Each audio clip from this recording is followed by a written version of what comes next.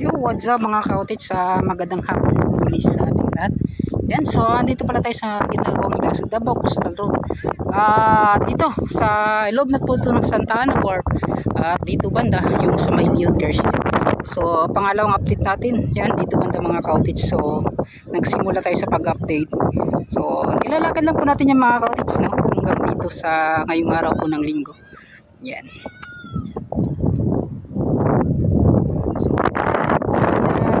Makikita, so wala po siyang mga maraming putol talaga mga cottage. So lahat po ng kanilang ginagawa ay nasubaybayan po ninyo sa ating pag-update. So bagong lahat, mega shoutout pala sa mga solid supporters natin. Yan. So dito napakataas na pala ng paggawa nila ng pag-file po nila ng modular blocks. Yan mga cottage.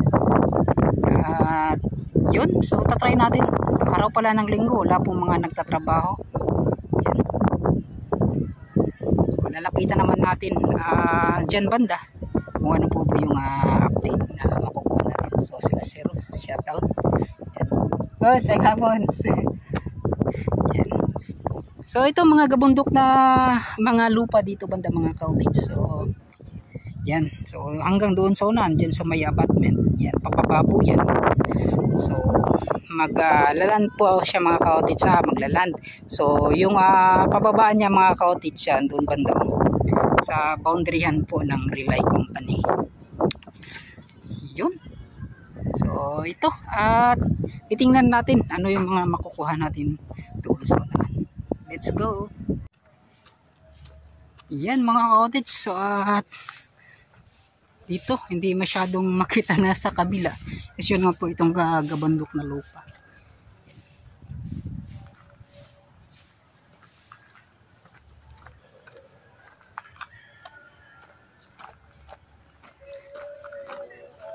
So nung last na pumunta po tayo dito mga cottage, yung bilang po ng modular blocks, modular segmental blocks na to ay nasa 10 kung doon po tayo magsimulang magbilang. So dito titingnan natin kung mga ilang file na po yung kanilang nagagawa. So 2, 4, 6, 8, 10, 12, 14, so 15. Wow. So nadagdagan po ng 5 modular blocks na pag-file po nila. Yun, no? So hindi po nila parang anong mga cottage, no? Parang pinantay muna na kwan. So taas sa pababa. So ganun po yung kanilang ginagawa. So tatry naman natin mga cottage dito sa loob. Papasilip sa inyo. Yan. Maganda din mga cottage kung pupunta ka dito na may mga nagtatrabaho. Para mas makapagtanong po tayo ng maayos. So, mas maganda rin naman kapag ganito mga cottage, araw po ng linggo, para di po tayo masyadong makakadisturbo sa mga nagtatrabaho. So gaya nga sabi nila, so iwas lang po sa pagtatanong. Yan. So ito na nga mga cottage, no, yung pag-file po nila. At 6 months daw mga cottage, makikita na natin yung kabuuang itsura ng paggawa po ng modular segmental blocks na to. At itong pagbuo po dito po sa landing area sa ginagawang Davao Coastal Road, at itong pagkonekta po sa ginagawang flyover dito po sa may Santa Ana Wharf.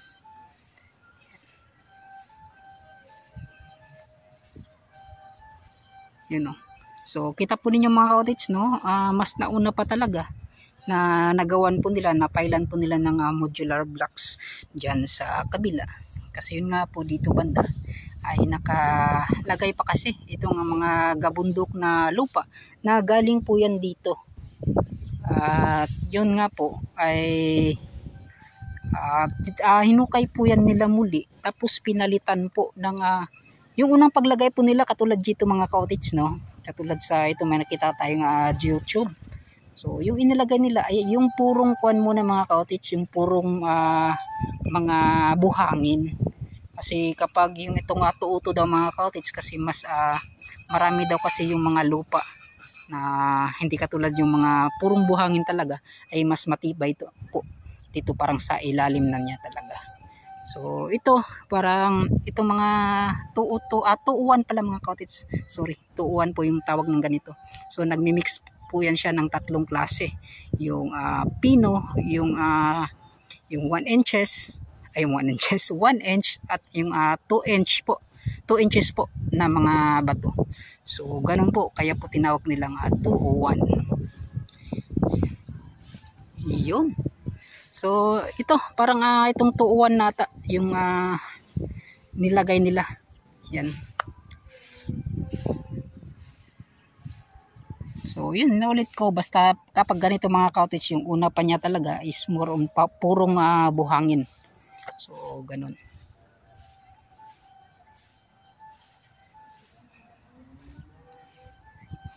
So yun mga cottage, pasensya na po kung paulit-ulit po tayo sa pag-update ng Davao Coastal Road. Minsan kasi mga cottage kapag pupunta sana ako doon sa tawag niyan, sa may flyover sa Maa at sa Olas. Kasi yun nga po, kada tingin ko po ng YouTube, ngayon may mag-update, bukas may mag-update na naman. Yan. So parang pagpunta natin doon, mga ilang updatean na po ng mga vlogger. Pero ngunit iba-iba naman po tayo ng pagsalita, iba-iba din naman kung paano nila i-deliver itong mga nakita nila at yung mga makikita natin. So ganun. Yung itsura din naman po ng ginagawa nila ay pareho. Pero nakadepende na lang kung paano nila i-deliver o i-update itong mga ganitong klase po ng proyekto. So yun, soon pupunta naman tayo dun sa may Olas flyover. Yan.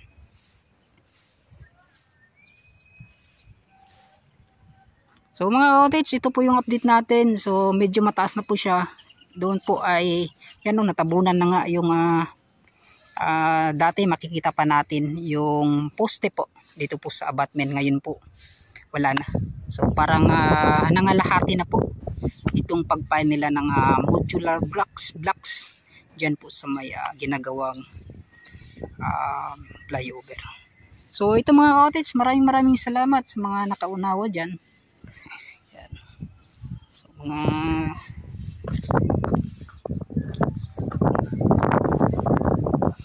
sa mga nag-request pala mga cottage din siya sa mga ibang malayong lugar katulad ng mga nasa bukid talaga na mga proyekto ay di po natin yan mapupuntahan kasi yun nga po nagko-commute lang po tayo. Yan. So soon na lang kapag baka may mga vlogger din na pasamahin po tayo sa kanilang pag-update. Yan. Ay sir, agira ko sir. Update. Salamat. So yun mga cottage, at punta tayo. So papasilip na natin muli itong ginagawang flyover. Yan lang.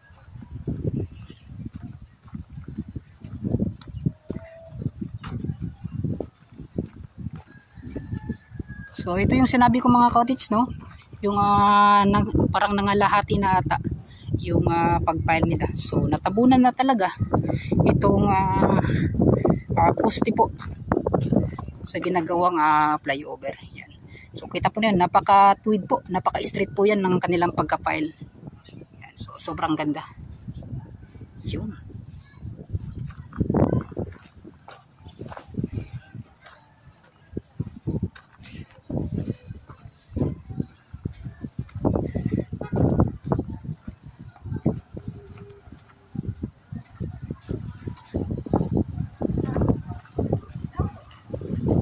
Sir, ay si ma'am.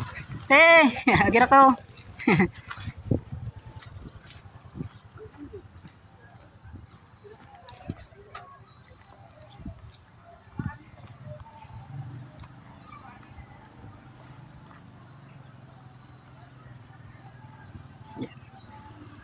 So, yun, marami pa rin talagang mga concrete block mga cottage. So, hindi pa po ito. Kasi yun nga po, Hindi pa kasi buo talaga itong ginagawang coastal road. Lalong-lalo na doon sa may Arcastillo.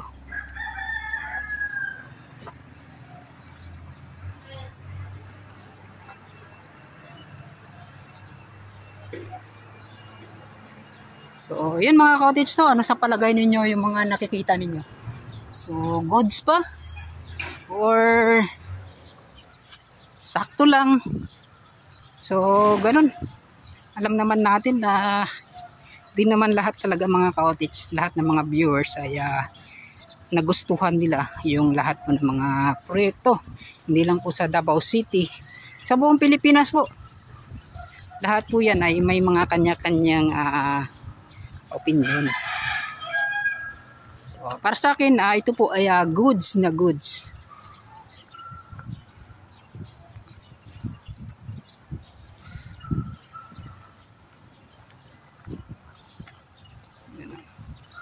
So, isa din sa kinagandahan kasi dito sa gitna po talaga, sa ilalim talaga niya mga cottage ay nagagamit na po para po sa parking area ng mga sasakyan, lalo sa mga nag-island hopping, yan, at pupunta sa dyan po sa may Samal Island.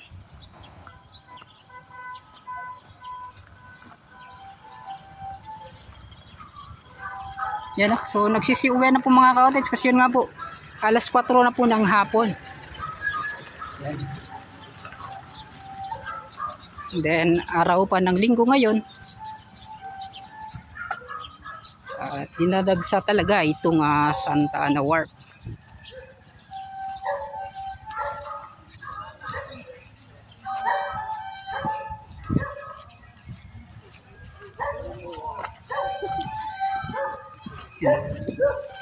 So mahaba-haba din mga cottage, no, yung ating nilakad na galing tayo doon sa may Vicente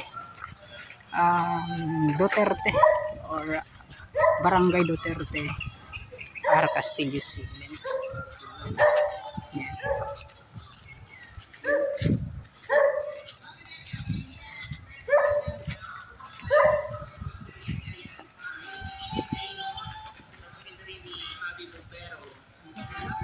So yan, dyan muna tayo dadaan mga cottage, pasilip natin doon sa unang pantalan.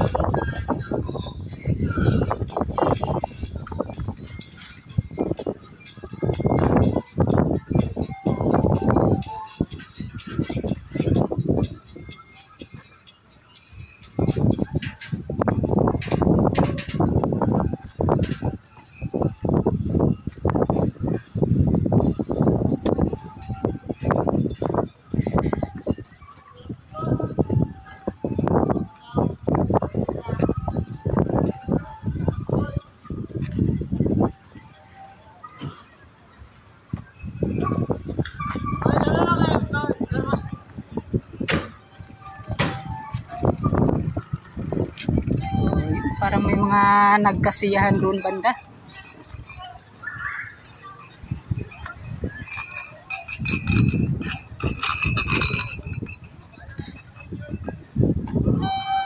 Taon.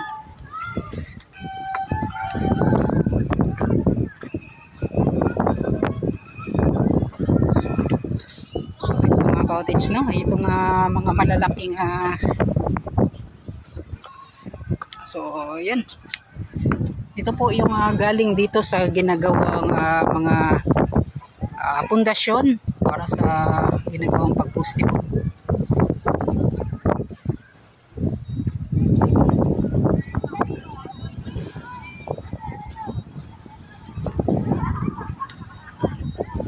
So, pa tayo.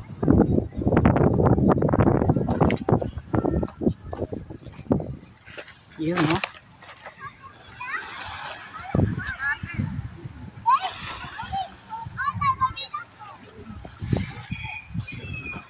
So maganda po yung panahon ngayon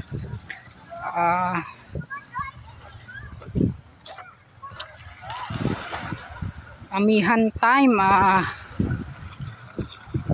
So yung mga cottage, nahirapan tayo dati makakadaan tayo ngayon na parang mahirap na kasi yun nga po high tide.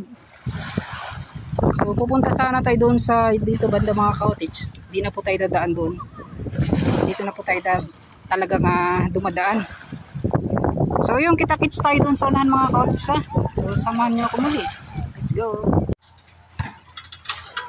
So yung mga cottage no, di na tayo makakadaan doon kasi yun nga po hinukayan nila para may labasan po ng tubig at dagat.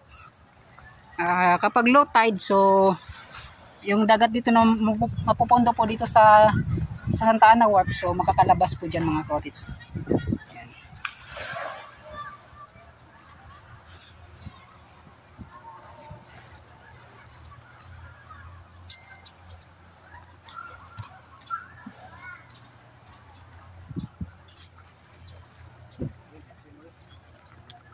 Yan.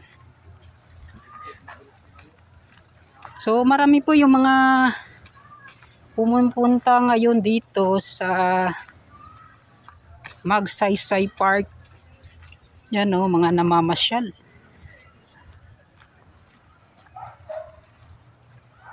So ito talaga yung pinaka magandang pasyalan. Dati pa mga cottage, wala pa yung mga People's Park. So ito yung pinakamaganda. Yan.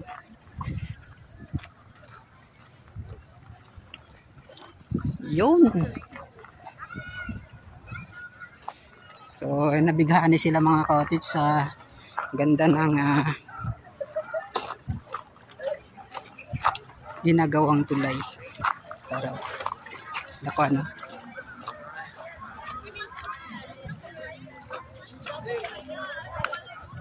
yan. So hanggang dito sa dulo. Yan So ito mga silakan. Sipat dapat. Taganag ko hoy. Tara, tara. Daganoy. What's up? Kayo mga dito. Mga kamag-anak yan. Yun balo mga cottage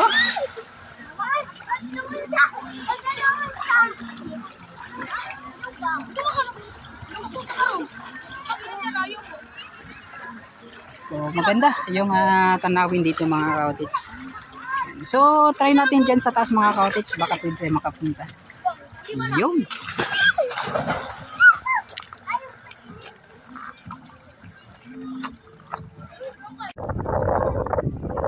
Yun mga cottage dito banda.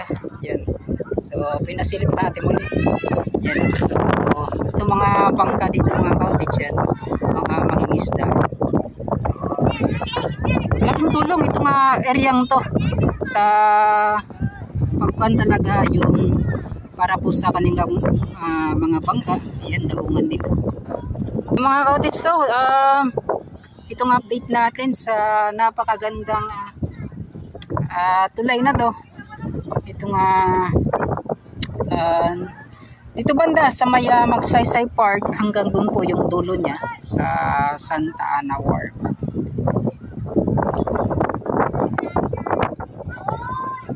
Napakaraming tao, araw po ng linggo. Yan siguro hanggang dito na lang sa lahat ng mga solid supporters natin, solid viewers, subscribers, shoutout tayo sa mga nandito. So yun. So kay Ratio, SG Vlogger TV mga cottage pakisuporta po. So matagal-tagal din kasi siyang hindi nag-update. So siguro busy kasi si Ratio, si SG Vlogger. Yan. At hanggang dito na lang, papaalam na ako mga cottage. At bye-bye na.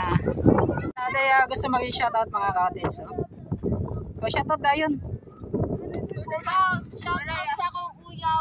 Yun lang. Yan, shoutout siya kuya. Yan. So pa, wala na may ka-shoutout?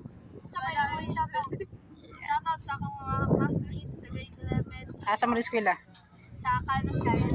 Sa yan, Carlos Figures yan. Shoutout sa inyo. Mura daw. Salamat.